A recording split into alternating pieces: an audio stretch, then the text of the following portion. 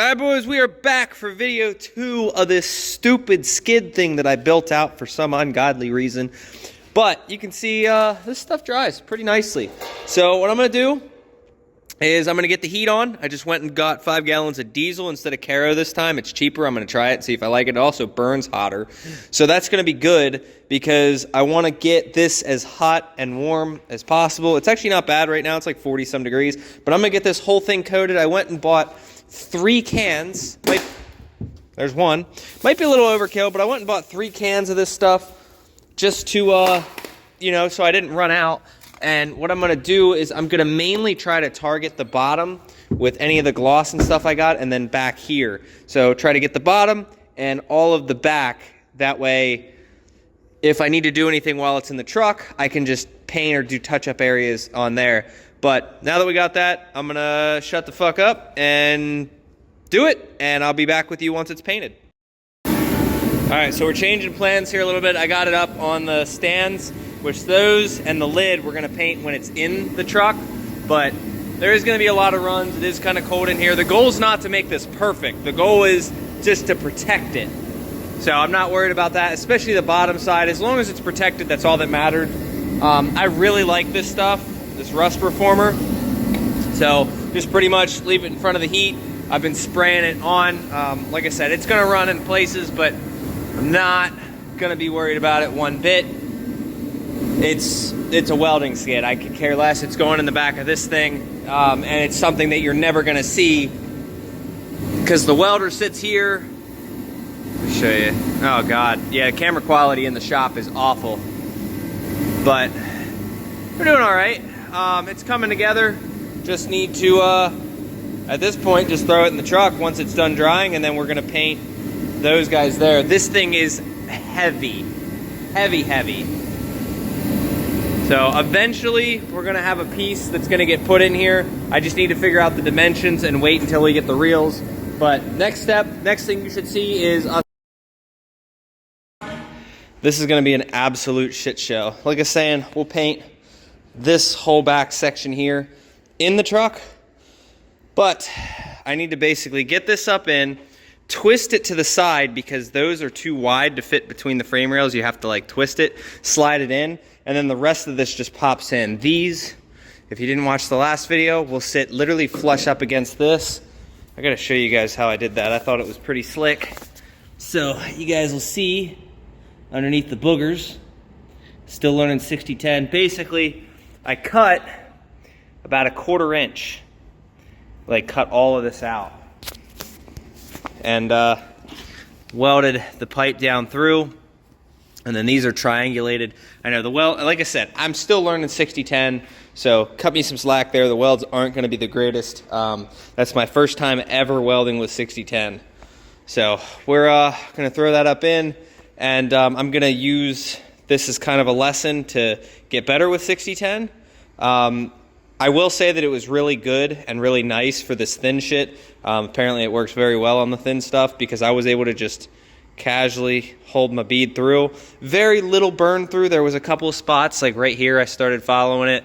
A few little spots, but like I said, going to use that as a lesson for later. If I want to grind it down later, I can. I'm not going to worry about it right now. Obviously, I don't give a shit.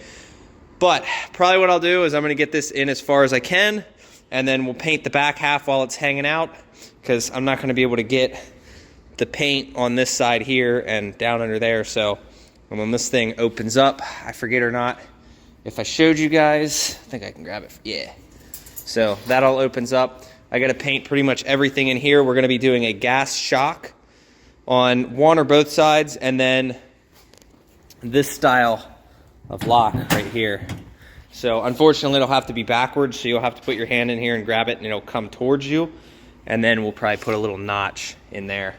But for what it is, it came out good. I was picturing maybe not worrying about the welds because I was just going to throw rhino liner over it, but we didn't end up going that route. And then I'm going to caulk the inside with this stuff here, that sealant. So I'm going to seal all around the bottom and everything and paint this up, which I can't do that today because I don't have a caulking gun. And if I do, I got to find it, but I'm pretty sure I don't have one. So once we got that done, we're gonna start cutting the tops off of these and probably double-sided tape them. I don't want, oh, we're also gonna seal around the whole inside here, so I gotta order that stuff too. But I don't wanna put screws through it. All right, here's where we're at. I should have thought about how it was gonna work. It's such a pain in the ass getting this over, but once this is in, it's fine. So I have it strapped up to the headache rack that people say are useless. So here's where we're at, right? This is stuck in between. So what I think I'm gonna do is I'm gonna try to fold the legs up and then like fold this over, and then we'll start sanding and painting. All right, here's where we're at. I got it nice and even. The bed on this truck is not perfect. That end sags a little bit. So when we throw it on the new bed, we'll re-drill the holes. This was a pain in the ass because this is the biggest drill bit that I have. And this one's dull, and it's literally 1:23 in the morning. So I'm gonna get that hole re-drilled right there. That hole re-drilled. These ones we're not gonna do anything with those. There's gonna end up being a pole here anyway. So probably gonna put that right around there. But yeah, so we're gonna do that. Also broken Milwaukee battery. So let's drill those out, throw the next 2 sets of bolts there. I'm just using exhaust manifold bolts from a 12 valve.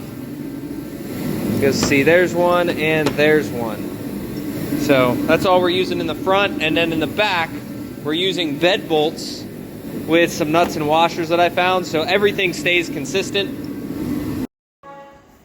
All right, I'm so glad that this is over with. Really hate working on my own projects. Like I prefer working on customer stuff. That's gonna be next. I just gotta get the motor out of that yet. But in this case, get that up there, that's pretty heavy. Can't wait to do the shocks and whatnot, but I'm gonna paint this now, get some heat on it and everything, clean up all the metal shavings from here. And I got the 4 nuts sitting over there for the welder, so we're gonna get the welder up there. I'm gonna do the welder first because I feel like if I paint this first and I have to put it down, I'd rather just do that so the heavy stuff is out of the way. Then I can put the toolbox back up there, and then we can start mocking out all of this stuff. So like I said, I'm really just glad this is over with. I always love the end result when this stuff's done. But actually doing it, like I enjoy it to a point, but when it's my stuff, like I hate tearing apart my work truck for shit like this, but this needed to be done. And I've been telling you guys I'm gonna do this for a while. I just didn't know how I wanted to do it. So I really had to sit down and think about how I was gonna do it. And I think it turned out really well. It could have turned out better, but you know, it is what it is. It's one of those, like, I didn't rush the job, but at the same time, you know, it is what it is. It's done. It's nice. I'm happy with it. Now for the fun part of cutting every single one of the tops off of these things, because it's not going to clear. But that's also a good thing, because you remember the other toolbox I had, the reason I didn't like it, like I did like it, but I didn't, like the shit sat like up here. So it was like 6-8 inches high. Whereas this, if I close that, you can see the gooseneck ball from here. Yes, it did warp a little bit. Don't worry about that. We got that all situated and whatnot. Just learning curve. The bottom did not warp because I only did little stitches on the bottom. So that's why we're going to seal that. But the top, I was like, nah, we need to throw some 60-10 up here. Really show people I don't know how to weld. Trying to keep you guys updated as I move this stuff around. So I'm going to have to manhandle this up there. It was super easy bringing it from over there. We just set it here, bring it over. But this is as far as that will let me get. I'm going to modify this eventually, make some long legs, upgrade the jack in the middle, and beef up that so we can lift it in. When we get the lift in, which we just got an update, I think the motor's coming for that. We're just waiting on that, but we do have a lift. But yeah, so the lift will be able to just pull this in and out when I need to. But the only reason this needed to come out was because we're redoing this. So now that that's done, I don't think I ever need to pull this again. I thought about putting like a little triangle here, but for me to sit there and cut that stuff, it would have just taken me, probably about an hour just to cut the triangle out per piece. So it wasn't worth it to me. I'm not going to put the tailgate back on until the new bushings come, because that tailgate's absolutely fucked. But you guys can see, with the new support, this bedside does not move at all. So it's super nice. So I have manhandled it to here, and I had to scrape it over this hinge right here, and the hinge did not go anywhere. Those, believe it or not, there was some penetration behind those shitty 6010 welds, but let's get this back up here. Eventually we're gonna have to pull this muffler off, but I'm not gonna do that today. If it rains really hard, it fills the cylinder up with water. All right, she's all in and bolted down and shit. Everything worked out. So everything's tight, everything's good. She fires up. Decided to test that off camera just to make sure. Now this box is going to be night and day better than the other one, not only for the low profileness, but the fact that this thing can take an absolute beating. Like, I had the welder like dragging across the hinges and shit that I welded on, and it didn't do any damage to this thing. The only thing with it being 16 gauge is that, you know, it is a little flexible. Actually, right now it's actually deciding to be pretty solid right now, but you can see I'm putting some effort onto those. I'm not gonna like rip at it, but there you go. So let's get this thing warmed up, start throwing some, I might actually ignore it for a little bit. Yeah, that's the thing about 16 gauge is it's flexible. But with that being said, let's get the other toolbox back up where it belongs and start organizing everything that we have, because this is the other reason I hate tearing apart the work truck. I got leads over there, I got the hammer, I got grinder, I got the paint, I got pretty much everything, welding rod over there. I got to carry that, which it's heavy. Everything. I also thought about putting a little bit of a chain rack in here, but at the same time, the more I throw at this and the wider I make it, it's just going to be impossible to take out, so I just kind of ignored it. Worst case scenario, I might build a wall up right here and then put things back behind, but I'm not sure yet. With hauling all these random weird miscellaneous trailers, you know, it's nice to have the chains and the binders and everything and straps, but again, when's enough, you know? All right, so I got everything all situated up. I didn't put that back, but everything for the most part is back. I do want to get new battery terminals for the welder eventually. You guys can kind of see they're a little iffy. This one never had a bolt in it, and this bolt's seized, so none of those are tight. It's always fun. It is what it is. We'll get it taken care of eventually. And then this thing wants to fight. Come on. There we go. So I need to get a different end too. I want the one that stops automatically. But everything's bolted down. We got the ratchet strap holding that down. I purposely put 2 rings there, so basically it pulls back. And then I put, what do you see down in there? There's a bolt that stops it from sliding side to side, so it's basically locked in up against these guys. I have the leads organized. Our ground lead is on this side, and our stinger is over here on this side. So stinger, ground, so that way we can pull it out nice and organized. I don't know, I really want to put the reel under there, but I don't know if it's going to fit or not. I need to figure out when we order the 5th wheel hitch. It's going to be a slide hitch, so the 5th wheel is probably going to be put like right back here, somewhere like that.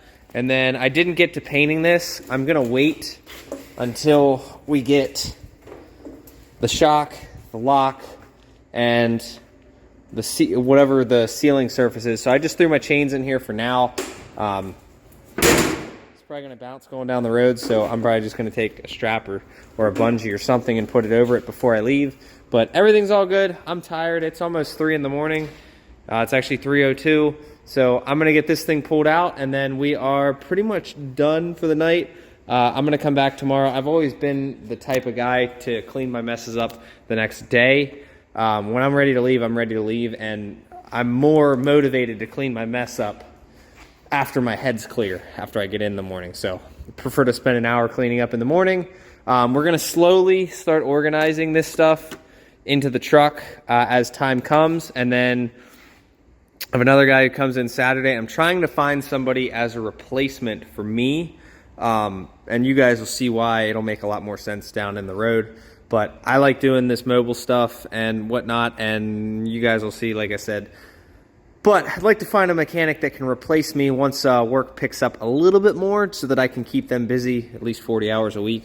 But somebody with quality of mine or a little higher would be perfect. But next video you guys see, we'll have this motor out and on the ground, and then we're gonna be swapping tires. So the inner bud wheels are gonna be right here, and we're gonna basically pintle toe this back to him and then bring that white truck down in and start working on this motor, all the parts from this one going in that, and then yeah, go from there. So every ratchet strap that I have decided to break except that ratchet there, and that one was too long, so I had to put a knot in it to shorten it up. But I just threw these guys here, and that thing is not moving at all. So I'm gonna get out of here. See you guys tomorrow. I'll let you guys know how I like it. Maybe we'll do a job with it, and I'll show you